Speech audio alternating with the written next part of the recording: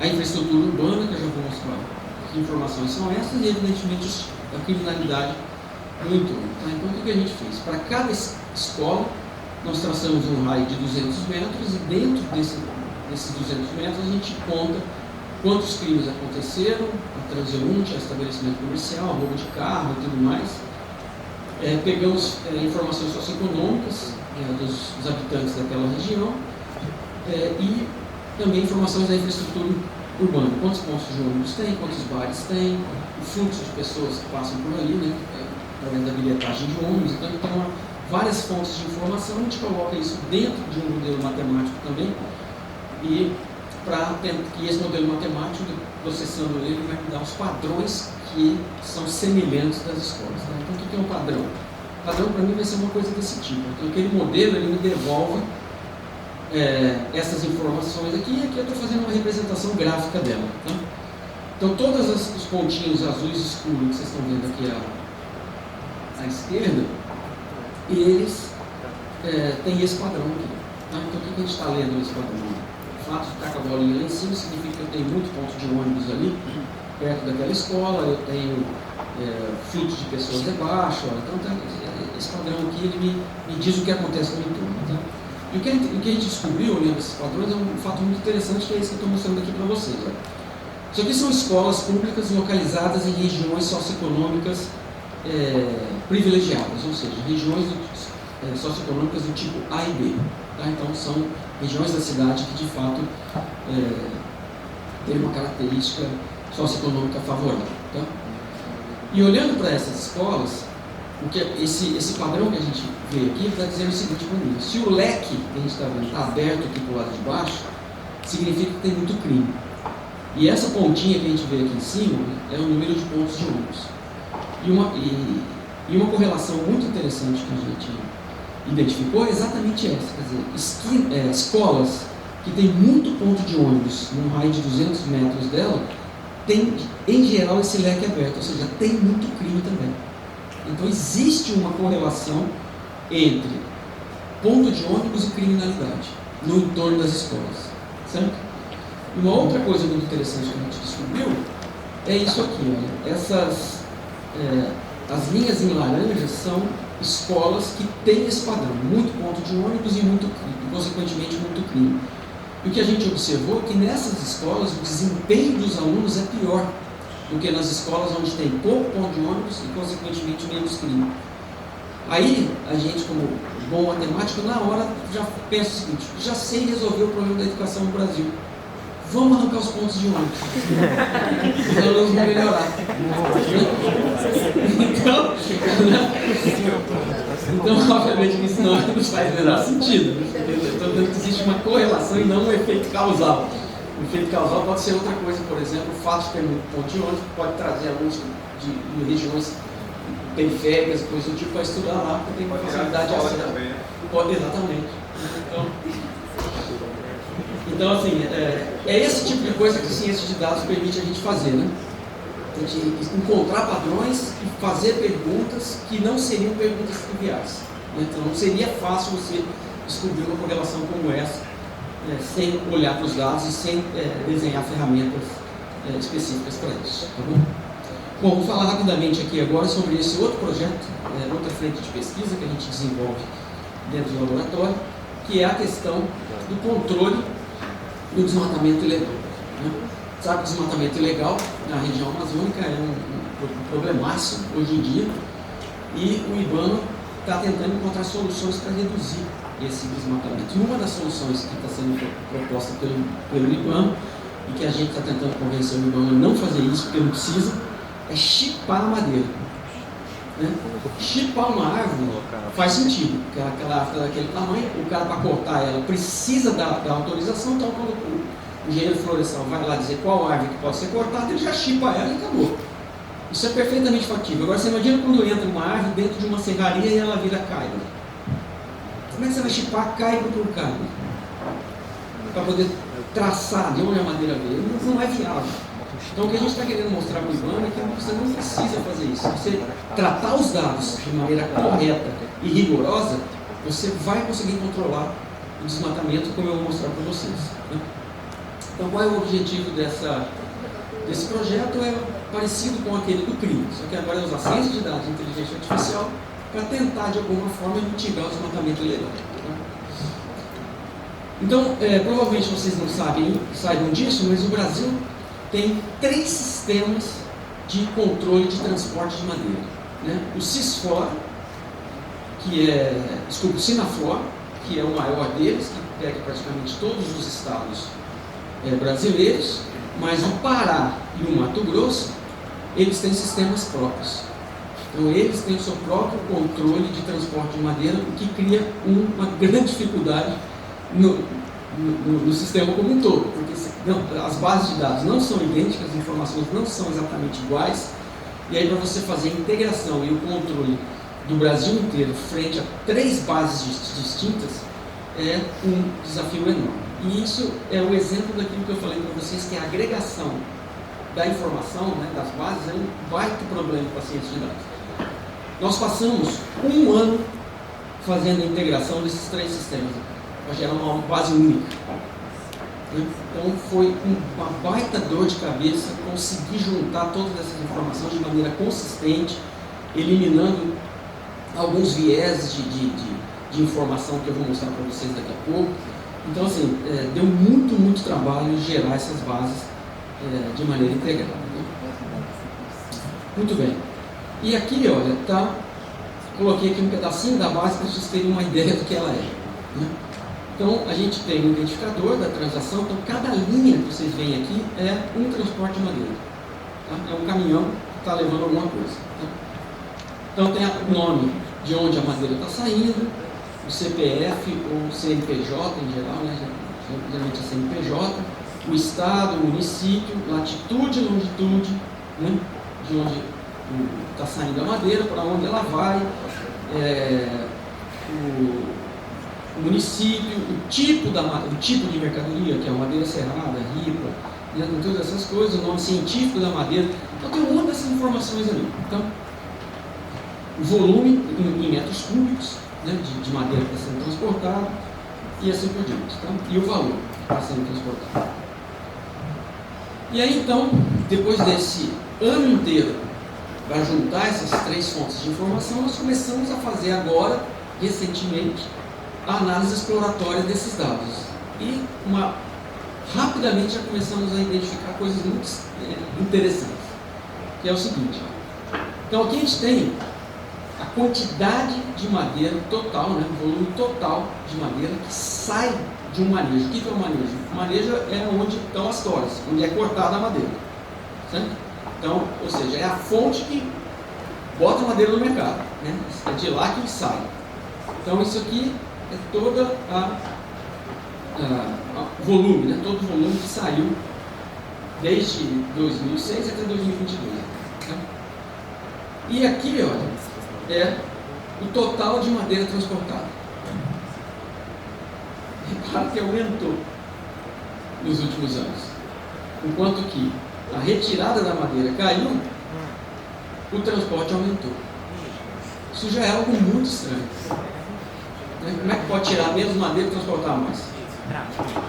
Podem ter várias causas aqui. Não estou dizendo que isso aqui é uma ilegalidade, nada disso.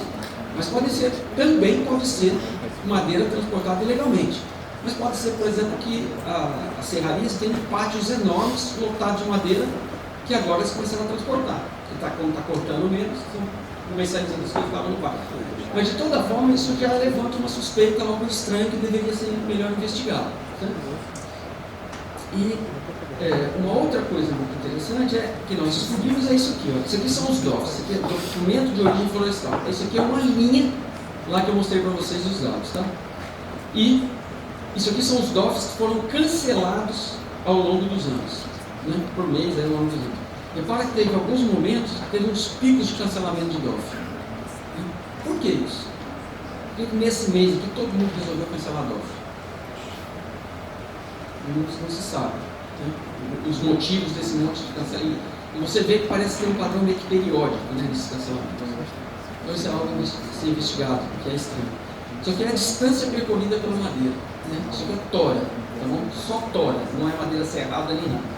a gente vê que a grande parte das toras percorre poucos quilômetros aqui, né? Grande parte. Só que tem algumas toras que estão viajando mais de 1000 quilômetros, o que é muito pouco provável, né? E é um volume bastante razoável. 20 mil metros cúbicos transportados a mais de 1000 quilômetros. Né? Muito estranho, a gente não tem quase serraria de grande porte aqui, né? No sul. E a gente, outras coisas estranhas. Nós aqui pegamos 6 empresas e a gente construiu um sisteminha para pegar a anomalia no comportamento das empresas. Então aqui a gente tem 6 empresas. Do lado esquerdo aqui é o volume que essas empresas comercializaram e do lado direito o valor comercializado. Né? Então você vê que essa empresa em azul aqui, que comercializou praticamente 20 mil metros cúbicos de madeira por R$16,50. Né? Essa aqui ainda é um pouco mais grave, 12, quase 13 mil metros cúbicos de madeira transportada dessa empresa para outro lugar, de graça, não cobrou nada, não tem nenhum centavo envolvido na transação da madeira. E outros exemplos. Então, isso aqui é só para mostrar que, de fato, os dados revelam muito. Né? Os dados revelam muito.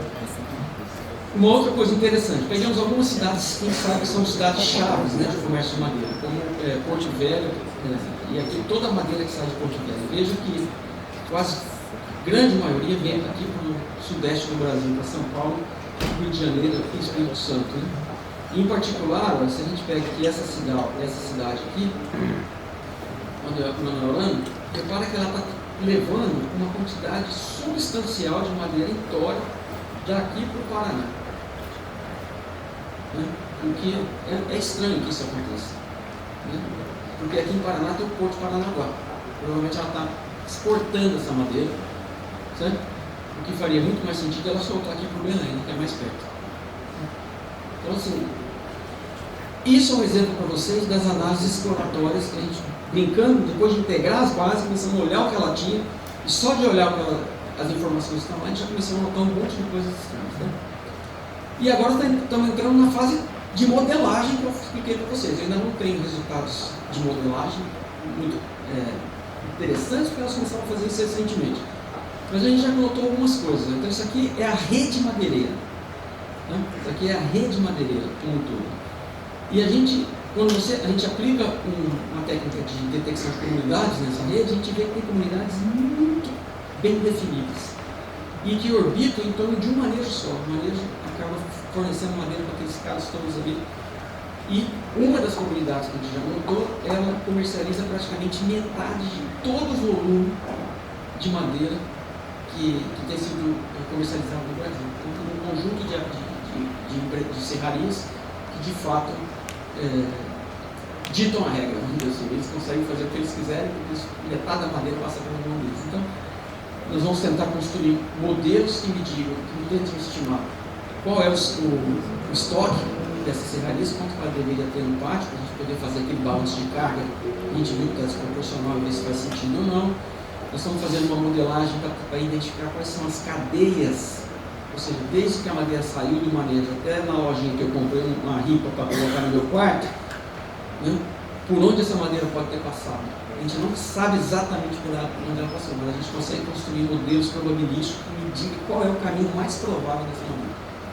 Então a gente está fazendo todo esse tipo de estudos agora recentemente, e na intenção de que, se a gente tiver a base bem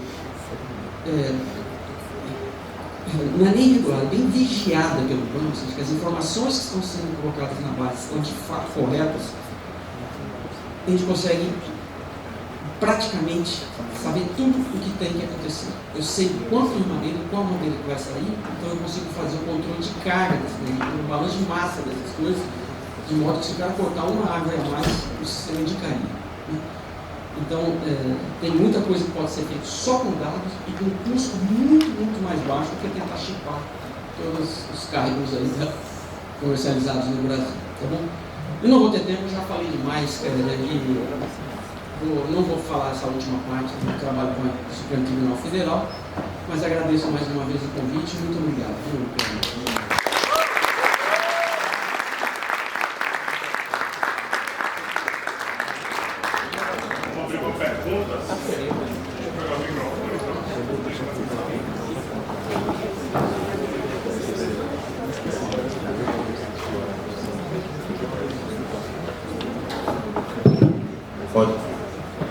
perguntas?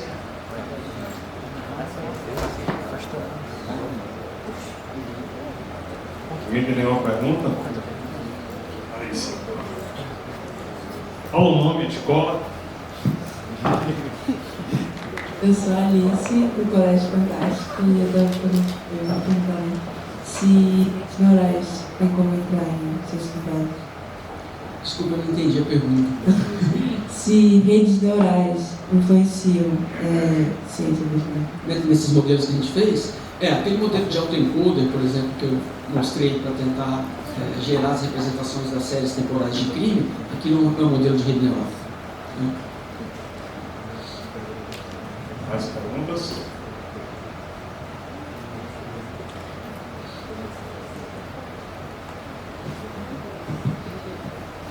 Eu sou Rafael Morim, do Instituto Federal, e uma pergunta que eu queria fazer é, nessa coleta das bases de dados, principalmente na questão madeireira, essas bases de dados, elas são bases de dados abertas, elas têm... Nesse processo de coleta, foi difícil conseguir esses dados, eles foram de boa qualidade. Como é que foi esse processo de realmente coletar a informação para tratar ela e transformar em algo útil? Certo. A base Sinaflor, que é a base do IBAMA, essa é pública. Você consegue ir lá no site do IBAMA e baixar essa base. Agora, o Cisflora, tanto do Pará quanto do Mato Grosso, não são bases públicas, são bases fechadas. Mas nós temos, esse projeto ele foi desenvolvido em parceria com o Instituto Imaflora, que é uma ONG que faz, dentre outras coisas, certificação florestal e tudo mais. Foi ela, através de acordos firmados entre o Imaflora e os governos desses estados, que ela conseguiu essas outras duas bases aqui, senão a gente não teria acesso nenhum. Né? E aí você me perguntou se a qualidade da base era boa, se os dados eram bons. A resposta é não. As bases eram bem complicadas, bem difíceis de tratar. Foi um grande desafio mesmo fazer essa integração aqui. Essas bases são compostas por notas fiscais? Essas bases, elas não têm nota fiscal, elas têm aquele DOF que eu chamei, Documento de Origem Florestal. É um documento que você precisa para transportar a madeira. A pessoa de nota fiscal seria pública? Não seria pública, mas o DOF é público. Não, na verdade eu acho que nota fiscal é pública. Será? Eu acho que não. É porque, por exemplo, aqui em Alagoas tem um portal chamado Economiza Alagoas. E você...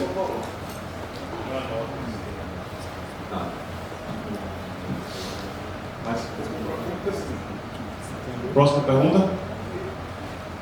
Só para eu... Ali, aqui e mais uma. E aqui também? Tá legal.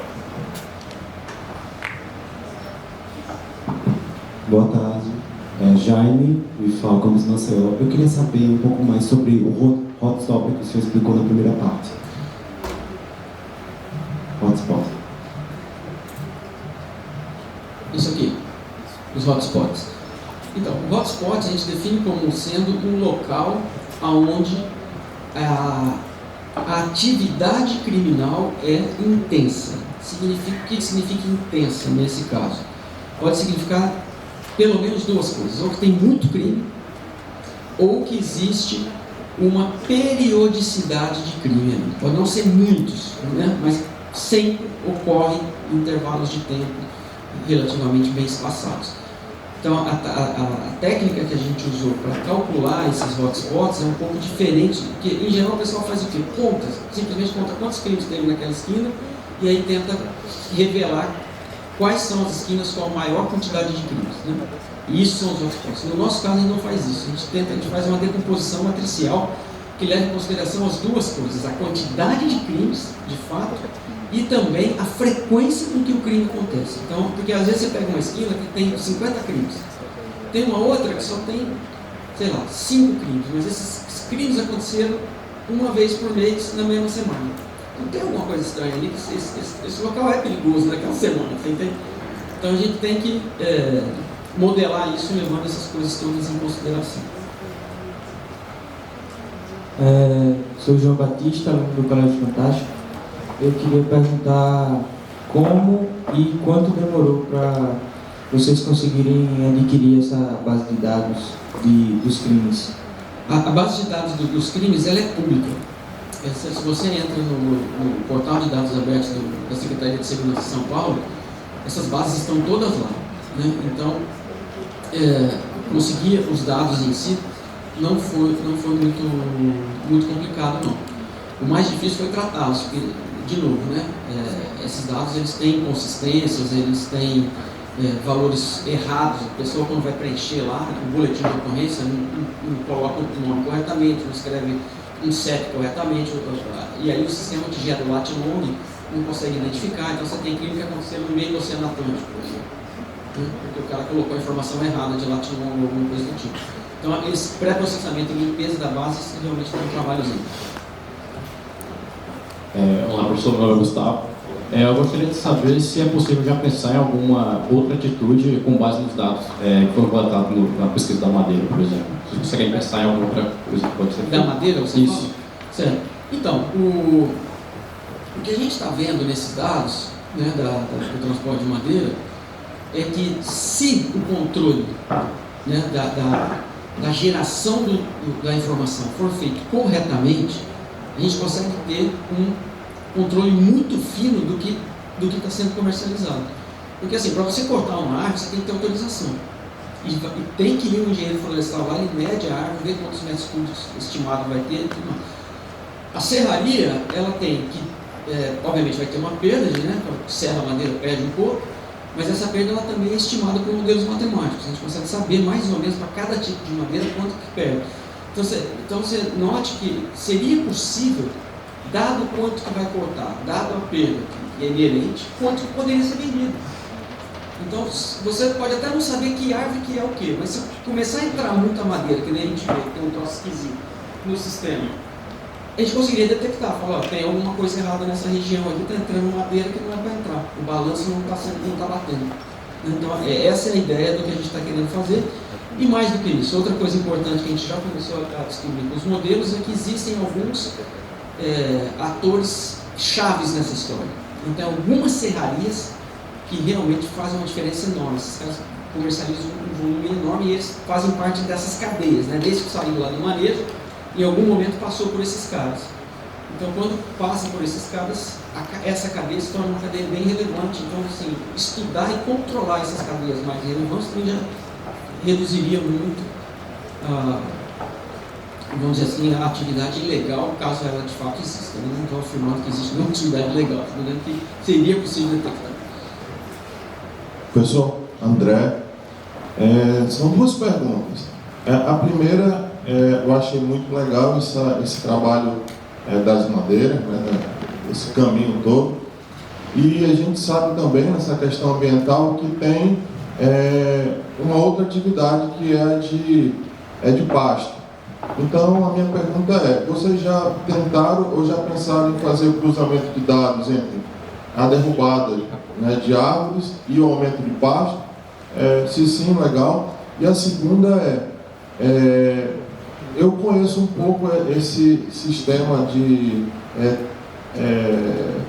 transporte de madeira, porque eu trabalho no Ministério Público e às vezes o Ministério Público investiga também essa questão. Eu não estou aqui representando o Ministério Público, mas assim, a minha dúvida vocês identificaram que esses bancos de dados, eles têm falhas, têm furos. Vocês já sugeriram, o grupo de trabalho sugeriram a tabulação desses dados para melhorar para o futuro? Porque antes a gente sabe que os bancos não previu, por exemplo, essa questão dos dados georreferenciados. E hoje a gente sabe da importância deles. Então seria isso, se vocês dão esse feedback para essas instituições de forma a melhorar o banco de dados. Sim. Então, respondendo a primeira pergunta da questão do desdobramento da área de floresta para pastagem, né? Então, eu em particular, o meu grupo, a gente nunca atacou esse problema, mas eu conheço vários outros grupos de pesquisa aqui no Brasil que fazem exatamente isso. Eles tentam fazer esse mapeamento de uma forma super detalhada o próprio INPE, né, que fornece as imagens de satélites a partir das quais esse estudo é feito, ele consegue hoje em dia até classificar o tipo de vegetação que está ali, né? Então ele sabe quando é a floresta, depois vai virar um plantio, ele sabe se é plantio de cana, se é de pasto, se é de soja. Então até isso hoje em dia já é possível fazer. Então, né, nessa frente aí tem muita pesquisa e os dados são muito confiáveis, que são os dados gerados pelo INPE, e esse pessoal faz um trabalho muito sério e bom.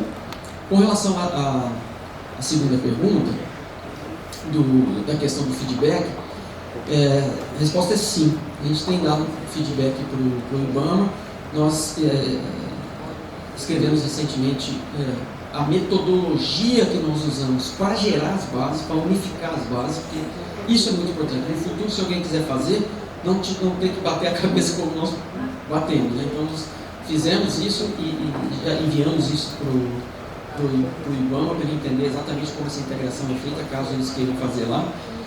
E agora, nesse momento, nós estamos escrevendo um relatório com todos esses achados que nós estamos encontrando na base. Então, vamos escrever o que a gente chama de uma espécie de um relatório técnico, né, descrevendo todas essas informações, os problemas que tem na base, quais são os campos mais menos confiáveis, né, que a informação está colocada lá, não é robusta.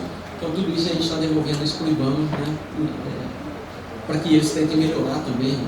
E o IBAMA, assim, eu tenho que dizer uma coisa: o pessoal que trabalha no IBAMA é um pessoal também muito dedicado, sabe, a fazer a coisa certa, a tentar, de fato, deixar os dados o mais aberto possível para que as pessoas possam olhar para eles. Essa é a grande vantagem de você ter dados abertos. Quando você abre os dados, principalmente dados que têm a ver com a população, você cria condições para que toda a população cheque aquela informação. Então você cria uma transparência que é algo super relevante e importante, né? Então São Paulo andou muito nessa direção. Eu não sei como é aqui em Alagoas em particular, mas São Paulo andou muito nessa direção. Muitas bases de dados que eram fechadas até pouco tempo atrás, e isso trouxe uma transparência, né, para o governo muito importante.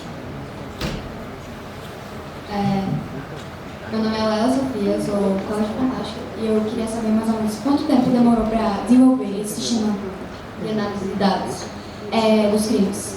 Dos crimes? Então, a gente começou a trabalhar nesse projeto dos crimes em 2016. E naquele tempo ainda as bases de dados não eram tão disponíveis como estão hoje. Então a gente teve um trabalhozinho para conseguir as bases naquela época.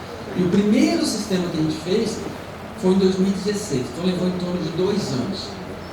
E aí, de lá para cá, o que a gente tem feito é só incorporar.